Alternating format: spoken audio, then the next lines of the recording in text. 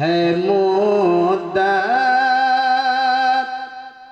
ہے مدت سے یہی حسرت شہ عالم یہ سینے میں ہے مدت سے یہی حسرت شہ عالم یہ سینے میں ہماری موت بھی آئے تو آقا بس مدینے میں ہماری موت بھی آئے تو آقا بس مدینے میں گوارا کب تلک کرتے رہیں گے ہم جدائی کو گوارا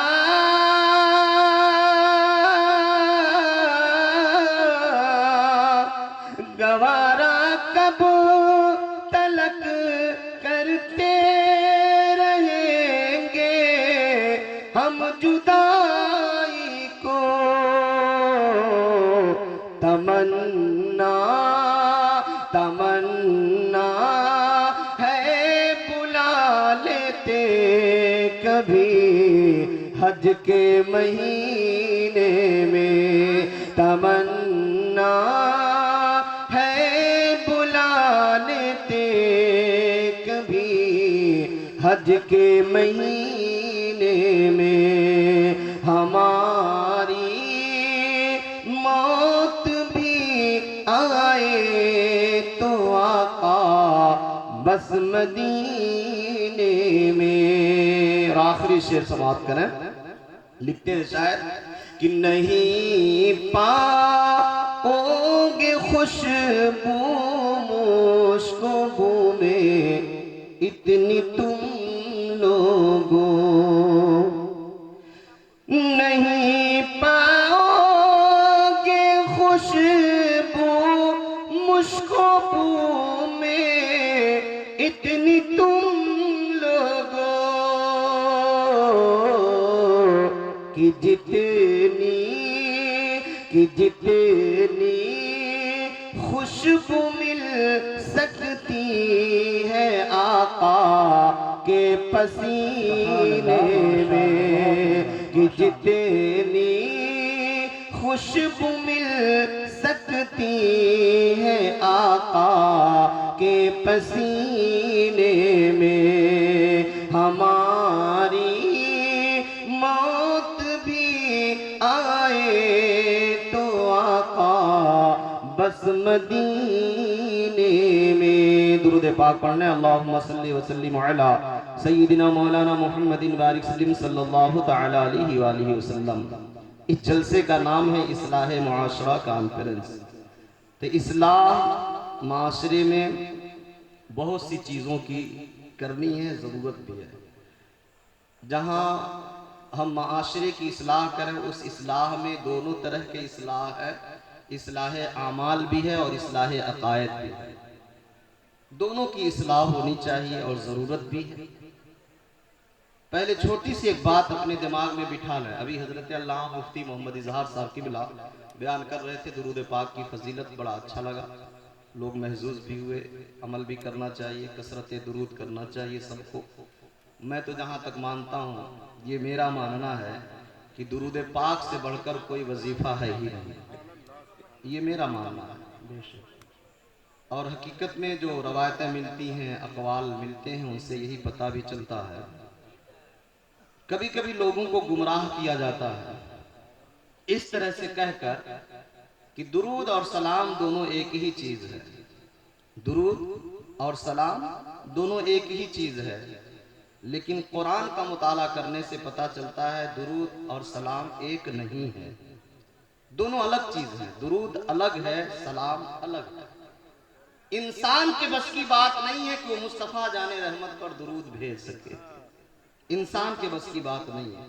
آپ جب اس کے ترجمہ پہ غور کریں گے نا، ہم نماز میں درود بھی پڑھتے ہیں، نماز میں سلام بھی پڑھتے ہیں، دونوں الگ الگ چیزیں ہیں، اور قرآن بھی یہی کہنا۔ آپ جو آیتیں پڑھتے ہیں سنتے بھی ہیں، اکثر علماء بیان کرتے ہیں 22ویں پارے کی سورہ احزاب کی آیت، ان اللہ و ملائکتہ یصلون علی النبی یا ایہا الذین آمنوا صلوا علیہ وسلموا تسلیما۔ اسی آیت ہی میں دونوں حکم ہے، درود کا بھی حکم ہے، سلام کا بھی حکم ہے۔ اللہ کیا فرماتا ہے؟ بے شک اللہ اور اس کے فرشتے نبی پر درود بھیجتے ہیں، یصلون علی النبی۔ مجھ سے بڑے بڑے علماء یہاں تشریف فرما ہے، میں ابھی سیکھ رہا ہوں، سمجھ رہا ہوں، ابھی میں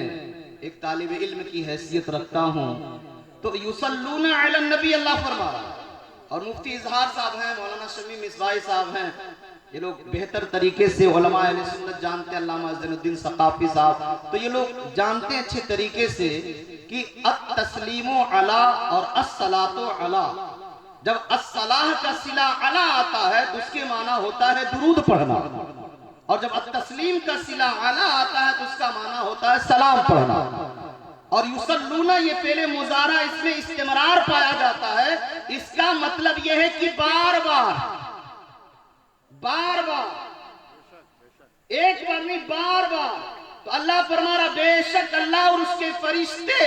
یصلون علی النبی، بار بار ہمیشہ درود پڑھتے ہیں۔ سبحان اللہ۔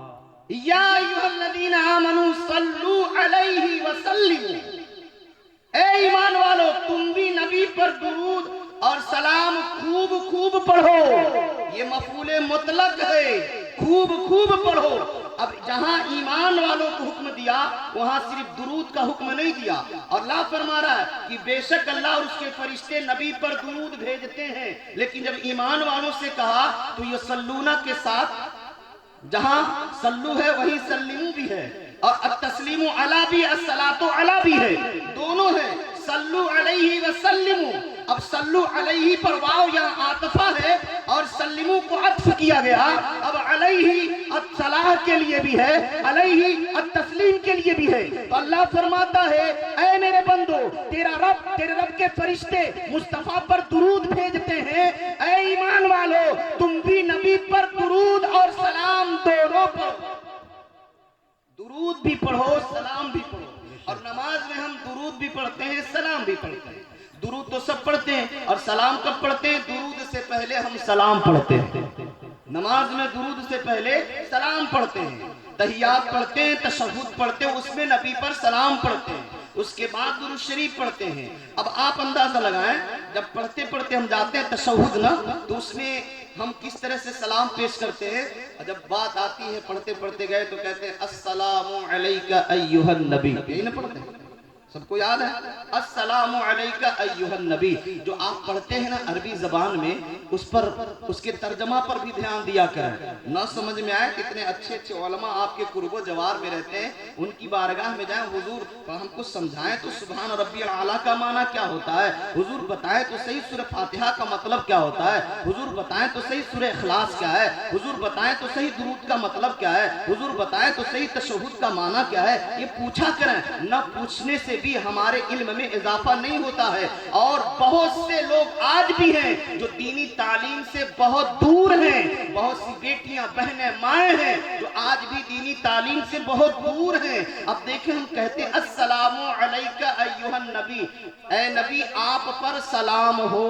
آپ پر سلام ہو۔ اب یہاں پہ قابل توجہ ایک میں بات بتا رہا ہوں، السلام علیکہ،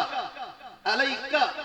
آپ پر سلام، اے نبی آپ پر سلام، علیکہ یہ ہم پڑھتے ہیں علیکہ، لیکن الگ ہے، کاف ضمیر الگ ہے۔ اسی پہ میں آپ کو ایک نقطے کی بات، پوائنٹ کی بات بتانا چاہتا ہوں۔